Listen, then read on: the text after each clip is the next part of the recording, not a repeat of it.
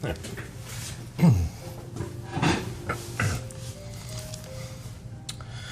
everybody, welcome back. I'm Eddie the Hairapist. Today we're going to be talking about the composition of hair, and we're going to be getting into mainly the hair root is what we're going to be discussing. So I'm just going to draw that for you and to show you what it looks like. The hair root,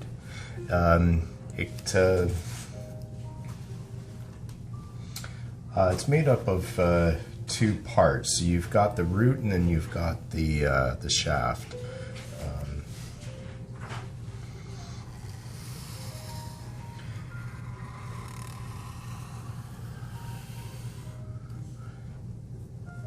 So this is the epidermis layer.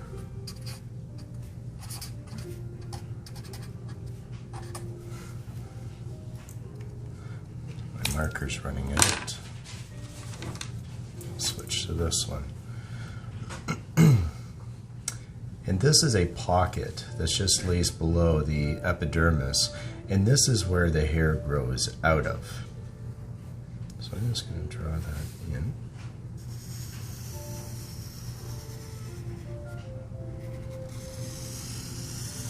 So that's our piece of hair, maybe a little wider here than what it normally is, but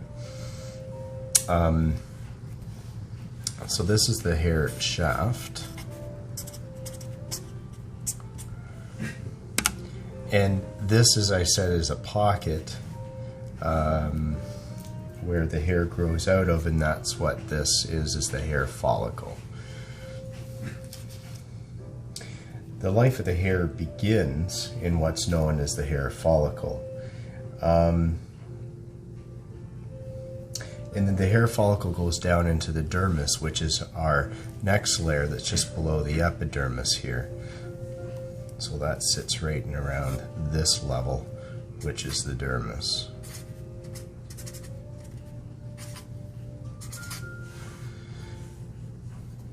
Then we have this lower level of the skin, and that's called the hypodermis.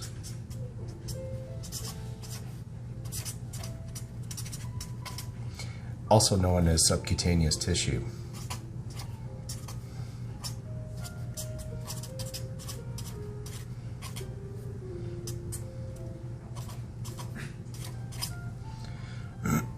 And this subcutaneous tissue actually is rather fatty layer of tissue, and it's all here in down at the bottom, and then the hair follicle just comes up just above that area.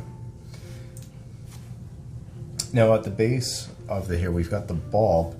In there there's a part that is called the matrix, and in this part, this is where keratinocytes. So keratinocytes, they are the ones, the cells that produce keratin, and they will proliferate as the hair grows.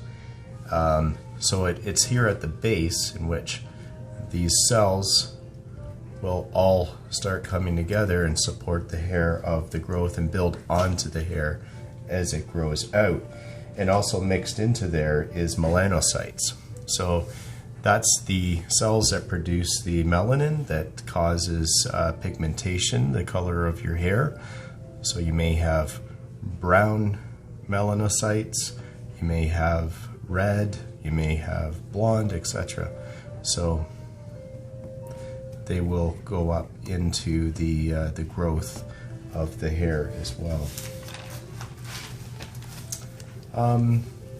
Moving along, we have the Dermal Papilla. So it's right at the base, and it goes into the bulb of the hair itself.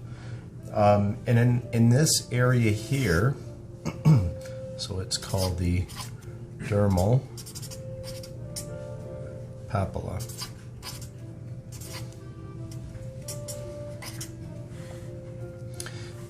So this is where you get the nutrients and the blood supply here.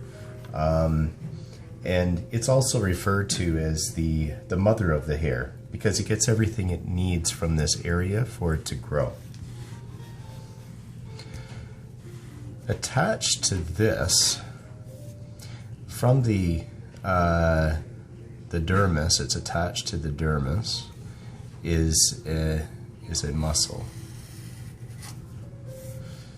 If I could try to draw that, there we are. So this muscle here, it is called the Papilla muscle, the erector Papilla.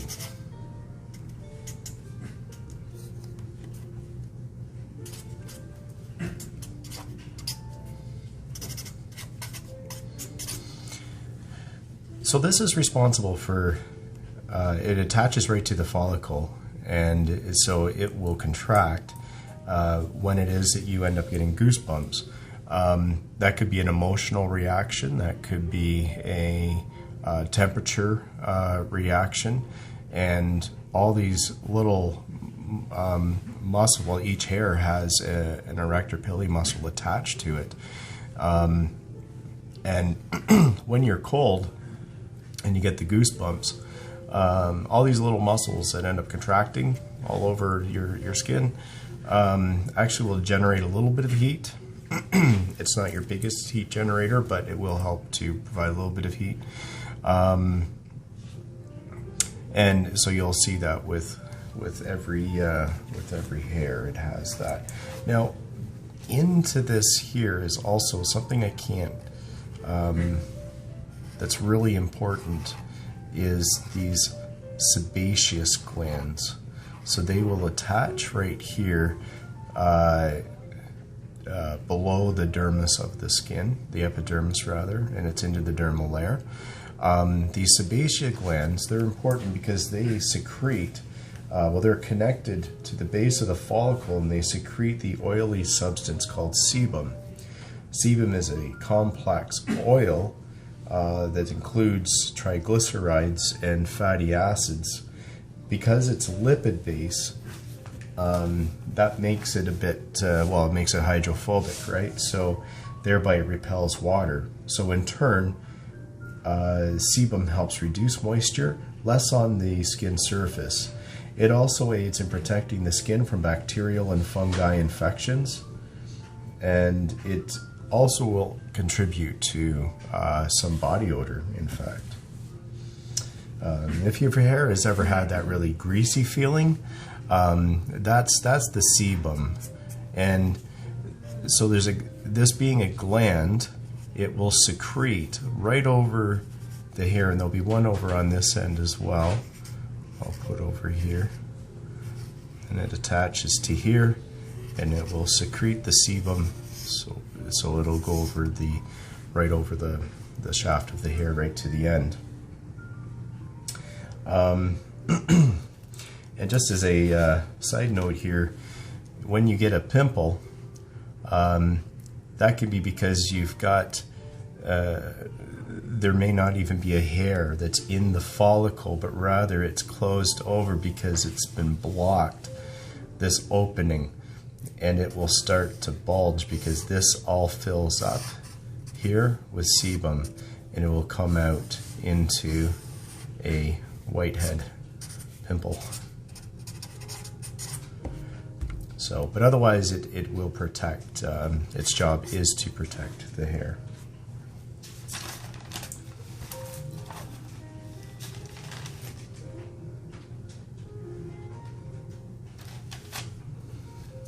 All right, well, I think that's about it for today, guys. Thank you so much for joining me, and I hope that you've learned a little bit about the root of the hair root.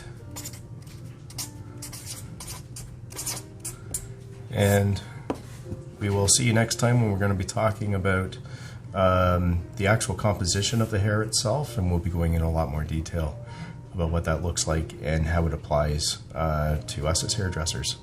Okay, thank you for watching. Have a good day.